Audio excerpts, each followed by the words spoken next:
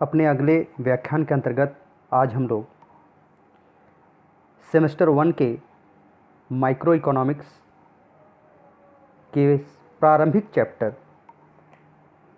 अर्थशास्त्र की परिभाषा के बारे में जानकारी प्राप्त करेंगे। अर्थशास्त्र की परिभाषा। विभिन्न अर्थशास्त्रियों ने अर्थशास्त्र को अलग अलग रूपों में परिभाषित किया है। अर्थशास्त्र की विभिन्न परिभाषाओं को हम लोग 4 वर्गों में बांटकर देख सकते हैं। पहला है धन संबंधी परिभाषा, दूसरा कल्याण संबंधी परिभाषा, तीसरा दुर्लभता या सीमित साधन संबंधी परिभाषा और चौथा जो है आधुनिक या विकास केंद्रित परिभाषा।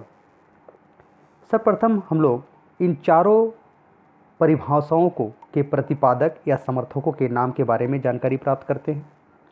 धन संबंधी परिभाषाएं Adam Smith, Walker, senior, J S. Mill जैसे अर्थशास्त्रियों ने दिया था, या ये सभी अर्थशास्त्री इस वर्गीकरण के समर्थक थे। कल्याण संबंधी परिभाषा के प्रतिपादक एवं समर्थक मार्शल, पीगू, कैनन, विवरेज।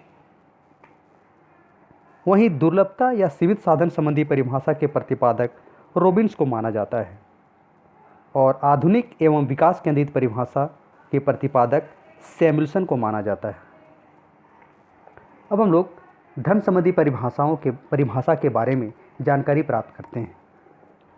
इस वर्ग की सभी परिभाषाएं अर्थशास्त्र को धन का विज्ञान मानती है। इस वर्ग के अर्थशास्त्रियों का नेतृत्व एडम स्मिथ ने किया था और उनके इस विचार का समर्थन वाकर, सीनियर, जे.एस. मिल आदि अर्थशास्त्रियों ने किया था।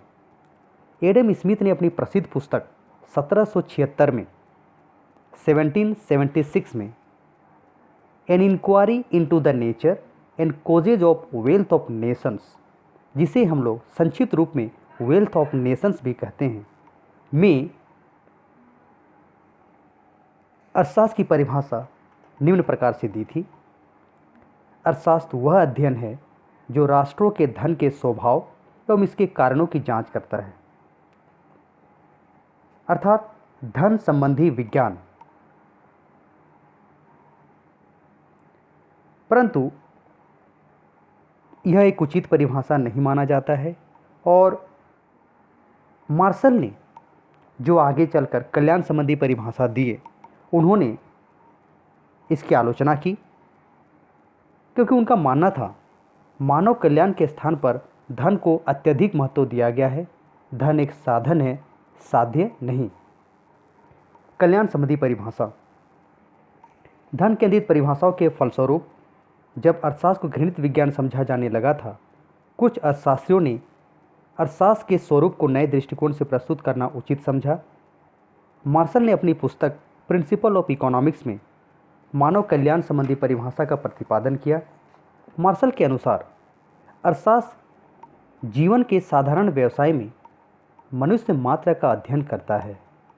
वह व्यक्तिगत तथा सामाजिक कार्य के उस अंश की परीक्षा करता है जो कल्याण के भौतिक साधनों की प्राप्ति तथा उपयोग से घनिष्ठ रूप से संबंधित है। बाद में रॉबिन्स ने दुर्लभता अथवा सीमित साधन संबंधी परिभाषा का प्रतिपादन किया, यानी definition based on scarcity. London school of economics के सुविख्यात अर्थशास्त्री प्रोफेसर लियोनल रॉबिन्स ने अपनी पुस्तक an essay on the nature and significance of economic science में अर्थशास्त्र को पूर्णतया नया दृष्टिकोण प्रदान किया। उनके अनुसार अर्थशास्त्र वह विज्ञान है जो लक्ष्यों और वैकल्पिक प्रयोगों वाले सीमित साधनों के मध्य पारस्परिक संबंध के रूप में मानव व्यवहार का अध्ययन करता है।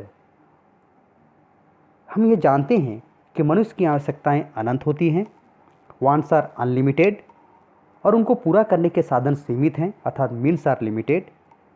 तो इस सीमित साधनों से मनुष्य द्वारा अपनी असीमित आवश्यकताओं की पूर्ति किस प्रकार की जाती है, अर्थात लॉजिक ऑफ चॉइस का प्रश्न यहाँ उत्पन्न होता है। रॉबिन्स की परिभाषा की मुख्य विशेषताएं निम्नलिखित हैं। मनुष्य की आवश्यकताएं अनंत है, साधन सीमित होते हैं और उन साधनों का वैकल्पिक प्रयोग हो सकता है, और विभिन्न आवश्यकताओं की तीव्रता में भी अंतर होती है। अतः मानव व्यवहार के रूप में चुनाव करने की क्रिया को रॉबिन्स ने आर्थिक समस्या का नाम दिया और यह अर्थशास्त्र की मुख्य समस्या है। बाद में इन सभी परिभाषाओं को धन संबंधी परिभाषा, कल्याण संबंधी परिभाषा एवं चयन संबंधी परिभाषा या दुर्लभता संबंधी परिभाषाओं को केंद्रित करते हुए आधुनिक समय में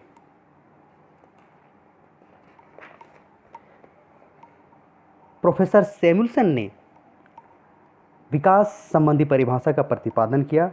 उनके अनुसार अर्थशास्त्र इस बात का अध्ययन करता है कि व्यक्ति और समाज मुद्रा की सहायता से अथवा मुद्रा की सहायता के बिना किसी प्रकार अनेक प्रयोग में आ सकने वाले उत्पादन के सीमित संसाधनों का चुनाव एक समयावधि में विभिन्न वस्तुओं के उत्पादन में और इनको समाज के विभिन्न व्यक्तियों और समूह में उपभोग हेतु वर्तमान या भविष्य में बांटने के लिए करते हैं।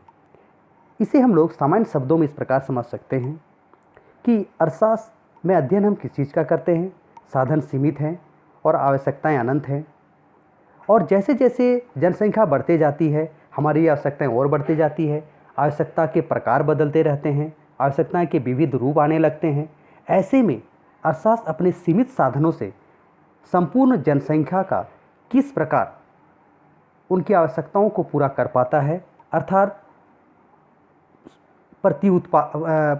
उत्पादकता में वृद्धि, उत्पादन में वृद्धि, कार्यकुशलता में वृद्धि, इन सब के द्वारा आवश्यकताओं की पूर्ति किस प्रकार करता पाता है, ये अर्थशास्त्र का केंद्र बिंदु है। अब हम लोग इन सभी परिभाषाओं के महत्वपूर्ण बिंदुओं को एक बार जरूर से देख लेते हैं। धन संबंधी परिभाषा के अंतर्गत जो वैकल्पिक प्रश्न पूछे जा सकते हैं, अति लघुत्तरीय प्रश्न पूछे जा सकते हैं, वो है उनकी पुस्तक का नाम, उनका प्रकाशन कब हुआ था। तो एडम स्मिथ की पुस्तक का नाम है an inquiry into the nature and causes of wealth of nations, जिसका प्रकाशन 1776 में हुआ था। कल्याण संबंधी परिभाषा के प्रतिपादक मार्शल थे, जिनकी पुस्तक का नाम प्रिंसिपल ऑफ इकोनॉमिक्स, और इनका प्रकाशन 1830 ईस्वी में हुआ था। दुर्लभता संबंधी परिभाषा का प्रतिपादक लियोनल रॉबिन्स हैं। इनकी पुस्तक का नाम है an essay on the nature and significance of economic science. फिर से एक बार बताते हैं, an essay on the nature and significance of economic science. इनका प्रकाशन 1932 ईस्वी में हुआ था। तो अर्थशास्त्र के जो विभिन्न अर्थशास्त्रियों द्वारा जो परिभाषा दी गई हैं, उनको हम लोग 4 वर्गों में बांट कर देखते हैं। धन संबंधी परिभाषा, कल्याण संबंधी परिभाषा, दुर्लभता संबंधी परिभाषा एवं आधुनिक परिभाषा या विकास केंद्रित परिभाषा। धन संबंधी परिभाषा के प्रतिपादक एडम स्मिथ, कल्याण संबंधी परिभाषा के प्रतिपादक मार्शल, दुर्लभता संबंधी परिभाषा के प्रतिपादक रॉबिन्स और विकास केंद्रित परिभाषा के प्रतिपादक सैमुअल्सन। धन्यवाद।